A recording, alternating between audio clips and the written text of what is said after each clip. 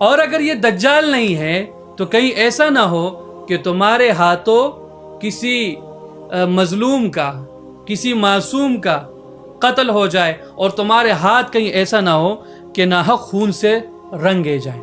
تیسرا سوال انہوں نے یہ کیا، دجال نے یہ کیا کہ امیین کا جو رسول ہے یعنی جناب نبی کریم صلی اللہ علیہ وسلم وہ مبعوث ہو چکے ہیں؟ ہم نے تو اپنا تعارف کرا دیا، اب آپ بھی اپنا تعارف کرائیں کہ آپ کون ہیں؟ تو اس نے کہا کہ میں مسیح دجال ہوں، جو سر سے لے کر پاؤں تک کالے بالوں میں گھرا ہوا تھا، جس کے نہ چہرے کا پتہ چل رہا تھا اور نہ باقی بدن کے کسی حصے کا پتہ چل رہا تھا۔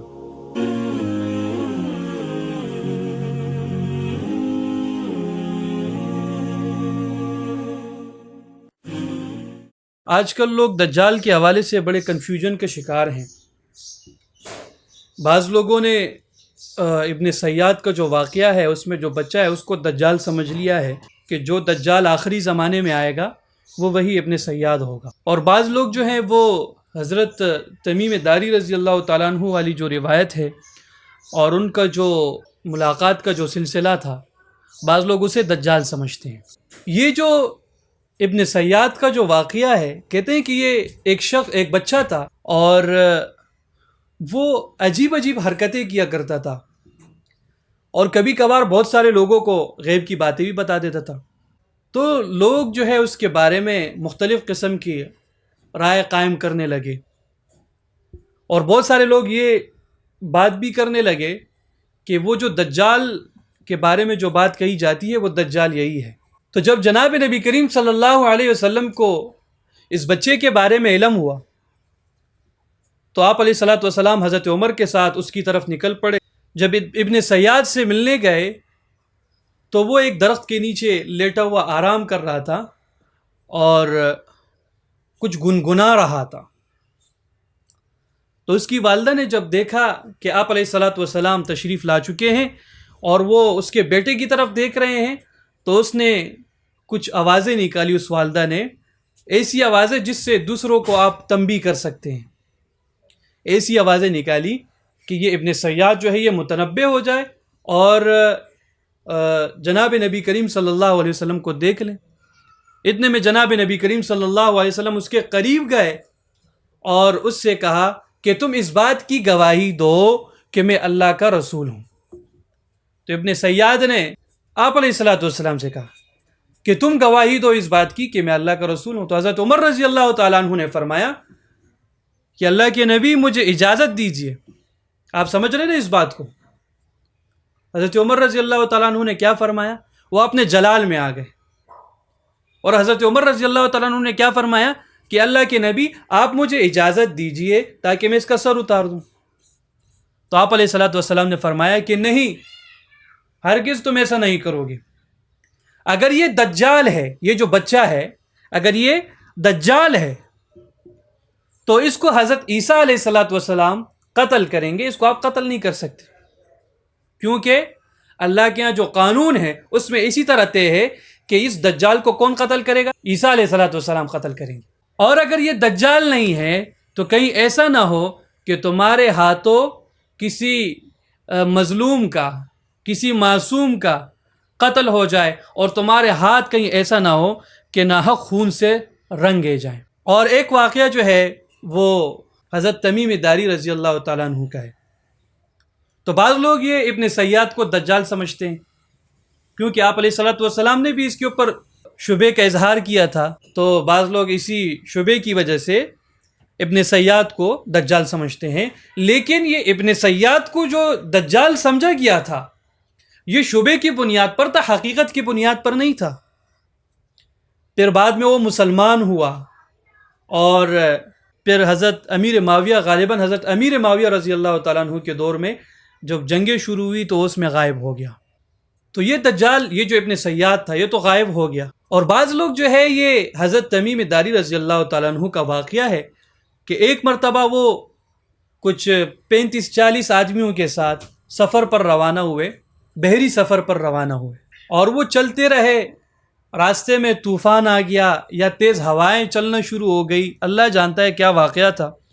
ان کی جو کشتی تھی وہ بھٹک گئی، اور وہ چلتے چلتے 30-40 دن مہینے تک وہ کشتی بھٹکتی رہی. آخر میں ایک جزیرے پر جا کر وہ کشتی پہنچی، اور جب جزیرے پر وہ کشتی پہنچی وہ لوگ وہاں اترے تو وہاں پر ان کو ایک شخص دکھائی دیا جو سر سے لے کر پاؤں تک کالے بالوں میں گھرا ہوا تھا، جس کے نہ چہرے کا پتہ چل رہا تھا اور نہ باقی بدن کے کسی حصے کا پتہ چل رہا تھا، نہ ہاتھوں کا پتہ چل رہا تھا. سارے کے سارے بال تھے اس کے اوپر، اس کے بدن پر سارے کے سارے بال تھے.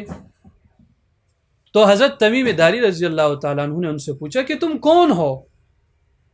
تو اس نے کہا کہ میں جساسہ ہوں، یعنی بہت ہی زیادہ جاسوسی کرنے والی عورت ہوں.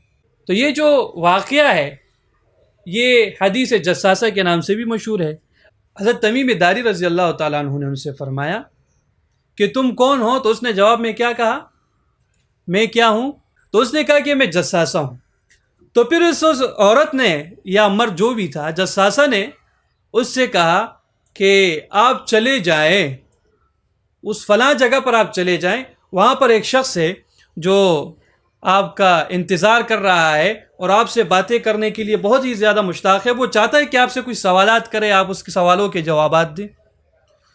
تو جب حضرت تمیم داری رضی اللہ تعالیٰ عنہ اندر چلے گئے تو دیکھا کہ ایک بہت ہی زیادہ طاقتور شخص، قوی الہیکل جسم رکھنے والا وہاں اندر موجود ہے اور اس کو رسیوں اور زنجیروں سے جکڑا ہوا ہے. تو حضرت تمیم داری جب اس کے پاس گئے تو اس شخص نے اس سے پوچھا کہ تم کون ہو؟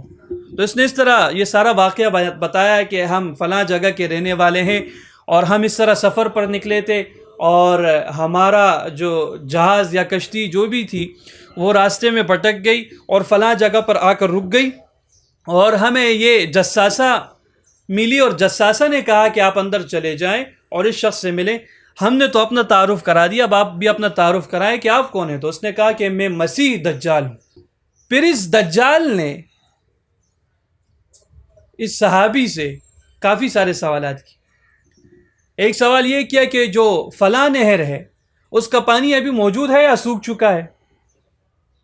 تو انہوں نے جواب دیا کہ نہیں، ابھی وہ موجود ہے.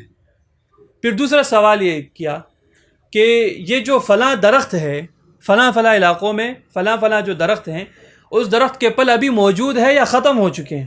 انہوں نے کہا نہیں جی، وہ ابھی بھی پل دے رہا ہے، وہ درخت موجود ہے.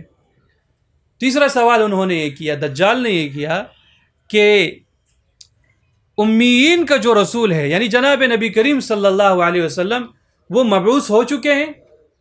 تو حضرت تمیم داری نے فرمایا کہ جی بالکل وہ تو مبعوث ہو چکے ہیں. پھر اس نے یہ سوال کیا کہ کیا اس نے مکے سے مدینے کی طرف ہجرت بھی کر لی ہے یا نہیں کی؟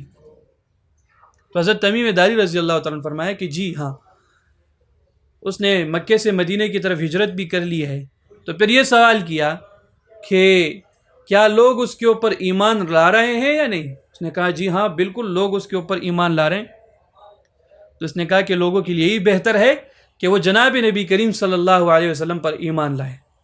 اور پھر کہا کہ آپ علیہ الصلاۃ والسلام کا مبعوث ہونا اور آپ علیہ الصلاۃ والسلام کا مکے سے مدینے کی طرف ہجرت کرنا اور آپ علیہ الصلاۃ والسلام کے اوپر لوگوں کا ایمان لانا، یہ اس بات کی نشانی ہے کہ میرے نکلنے کا وقت اور میرے آزاد ہونے کا وقت ابھی قریب آ چکا ہے.